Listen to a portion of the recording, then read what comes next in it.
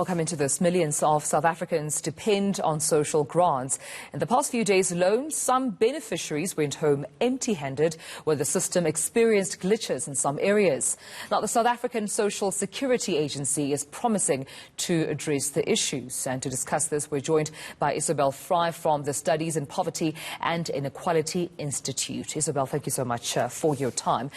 Let's talk about perhaps the events that took place on Monday. Of course, the Minister, Lindy Zulu, has apologized extensively for the technical glitches that occurred. But just from, the pensioners and the beneficiaries' point of view, what impact has it made, particularly to those who had not received their payments due to some of those technical glitches, which I understand included some receiving double payments and others not receiving payments at all? Good morning. Yes, we saw great confusion for grant recipients, which is a real problem because for many millions of people, and especially now, social grants form the greatest single source of income into households. I think, however, if one looks back over the last couple of weeks, the whole idea of social grants, the whole functioning of social grants has been characterized by confusion, and a complete reluctance, a wall of silence from the Department of Social Development, the Minister and SASSA. So if you look, for instance, at the grant payments, we had been told that the grant payments would be switched over to later dates because of the refashioning of the payment system. At NED, the community constituency, have asked again and again for meetings with the Minister of Social Development, only to have those meetings postponed indefinitely. If you think back to the President's announcement on the 21st of April, it really seemed as if the Department of Social Development was coming into its own with the announcement of the social relief of distress for working-age people who up till now have not been eligible for any grants. And yet we've had our phone lines at community constituency inundated with phone calls from people saying, how do I apply? Where do I apply? The other point, of course, being the child support grant. On the 21st of April, the President announced that there'd be a top-up to child support grant beneficiaries. Many people thought that a beneficiary was the child itself and that more children would be getting child support grants, only to be told that the beneficiary, in fact, was the caregiver. So if you have multiple children, you'd only be getting one top-up. Many people are absolutely desperate. We've seen the long queues snaking for people just desperate for food. This was an opportunity for government to really come through and to follow up the words that the President was speaking earlier about saying we're a listening government, we're a caring government.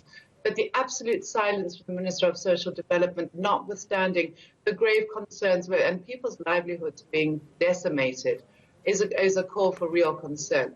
We've seen the Minister of Economic Development, DTI, coming forward. We've seen the Minister of Labour coming forward, but not the Minister of Social Development. And we've had discussions with us at the Banking Association and many other role players who've expressed a great willingness to come in and to ensure that grant payments, especially at this time of social distancing and starvation, come together, but there has been absolutely nothing from the ministry.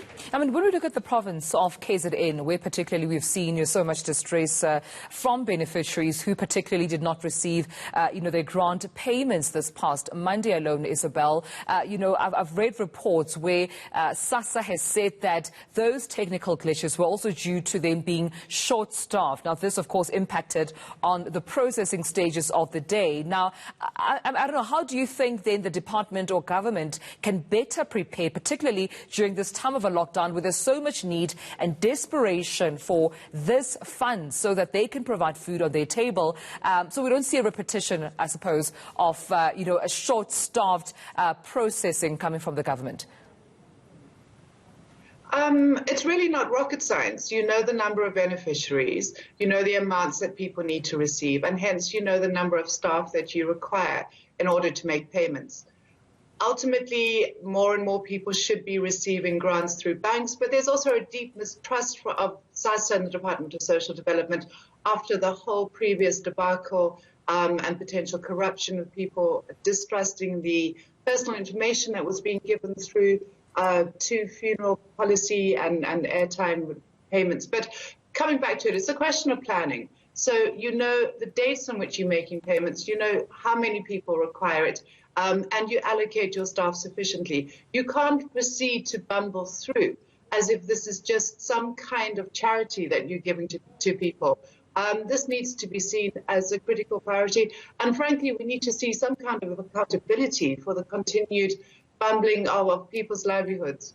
Yeah, and I mean, I suppose when it comes to, electronic banking and so forth, we've heard also some critics saying that people, especially previously disadvantaged people, they would love to see cash. They would like to actually have the cash, which I suppose goes into also ensuring there's more information on how they can better, of course, access the funding besides just standing in a queue during this time of a lockdown, where there are also issues of social distancing at this point. Isobel, but before I let you go, I just want to touch on, also the issue around SASSA saying to those who've received the double payments that they would not be receiving, obviously, a payment in June.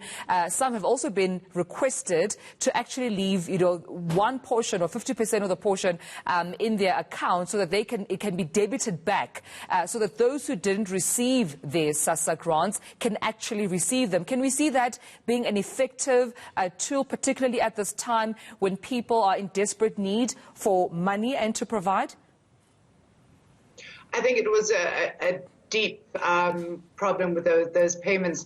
I think if you argue legally, the money is not, people are not entitled to that money. But as you said, when households are in such a state of crisis, when for many people the grants themselves only reach 2 weeks of the 4-week month, to ask people to budget, to ask people to pay back is going to be a crisis. And we really do call on the Minister of Social Development not to hide behind that wall of silence, but to be consulting, to be seen to be consulting with society, with community leaders, with societal leaders.